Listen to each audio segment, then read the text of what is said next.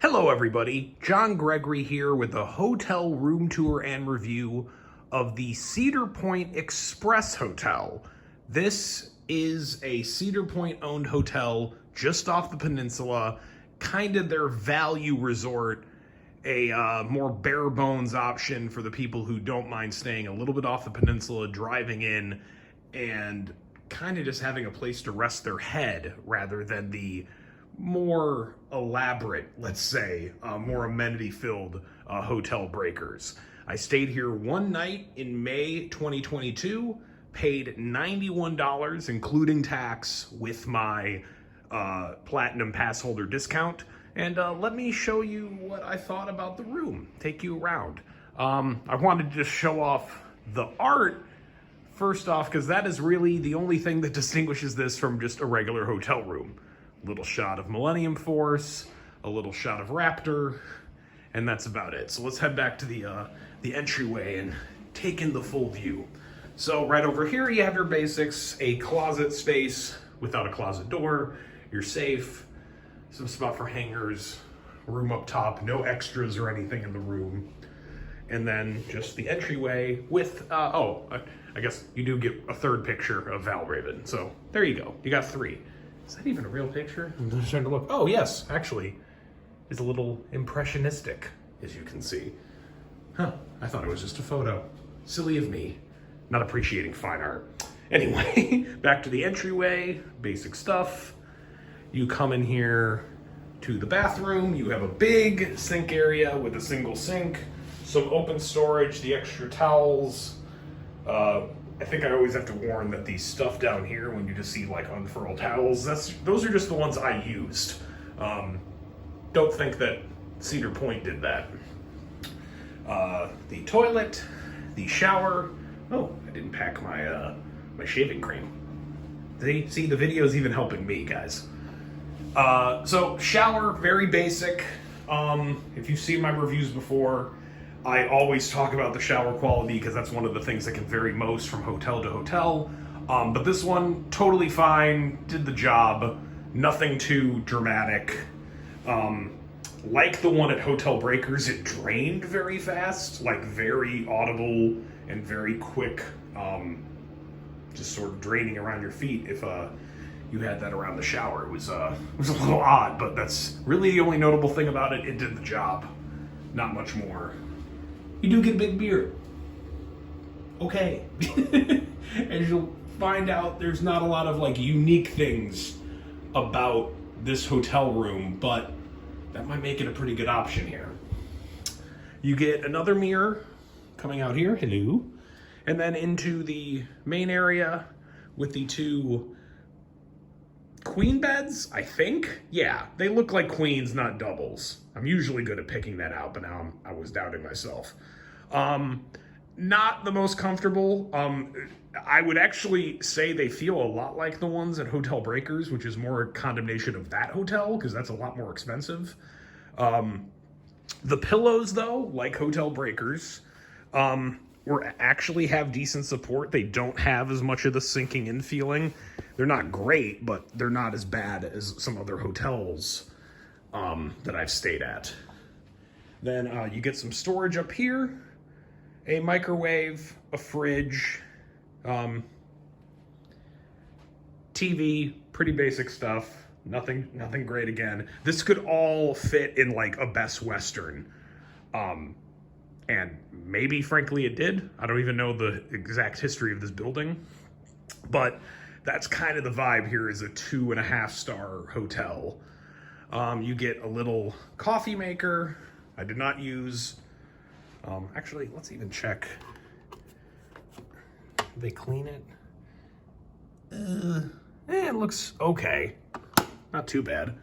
You get a little desk with some chairs that are a little worse for wear. The AC is over here. And lamp at either side of the bed. No end tables on the other ends of that, so someone's going to be doing without one. In fact, not even an outlet on one side and none on the other. So someone's going to have to make do with not having their phone near them, which is, usually a concern. And the USB plugs, again, they went with the kind of cheaper option of not doing a new thing in the wall, just putting them in the alarm clock. Totally fine. If that's the way these hotels can upgrade more quickly, I'm all for it. And then regular plugs down there. There was one more USB plug over here. So that's about it. And well, let me show you the view, as it were.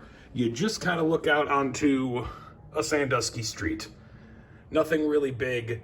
The Cedar Point Drive is like right over there, heading into the park. It's really like one of the first things you'll get to coming off the peninsula is this hotel.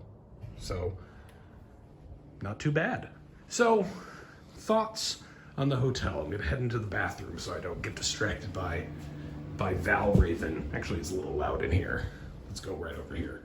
So we will get distracted by Val Raven.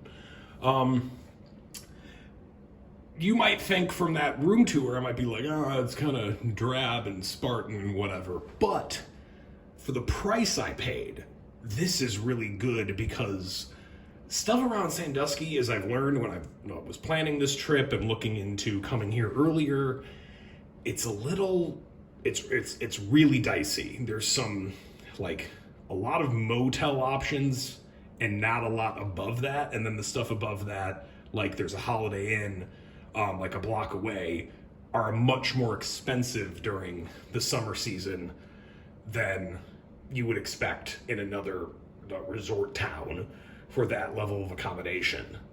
And to have something that is solid like this, you can rely on it. They call it 2-star. It seems more 2.5 to me because you have interior hallways rather than motel style. And there's a decently nice pool area, like a little bit more than you'd get at a resort of that caliber usually. A little splash pad, stuff like that. No restaurant, just a little like grab and go area within the gift shop. Nothing to write home about there. It's still just reliable. And for the price you're paying and for the amount of time you really want to be spending in the park here, if you can sacrifice that proximity factor, that is really, I think, the big draw of Hotel Breakers. If you're really going to be spending nearly park open to park close in the park, I just stay here. Here, I feel like you're getting a good value, and at Hotel Breakers, you're paying a lot for the location and then getting a bunch of, frankly, like not great amenities. There's just a bunch of them to make up for it and call it a luxury resort when it's just not. So I'm kind of weighing the two together because I stayed at Hotel Breakers my first night at Cedar Point and stayed here the second, and I'd take this again. I wouldn't probably stay at Hotel Breakers again unless it was, some bigger special occasion, was coming with friends, they wanted to see that, blah, blah, blah. Here, something reliable that is not something to be undersold in Sandusky. And if you can get it, especially for like under, $100 a night, I think it's a great value. So, if this is intended to be Cedar Point's value resort, I say well done, because you kind of hit that sweet spot where I don't need to be lingering here all day, but I have something reliable to come home to at night without getting overcharged for it, at least in my opinion. And if that's what you take away from the Express Hotel, reliable, not getting overcharged, that's a win.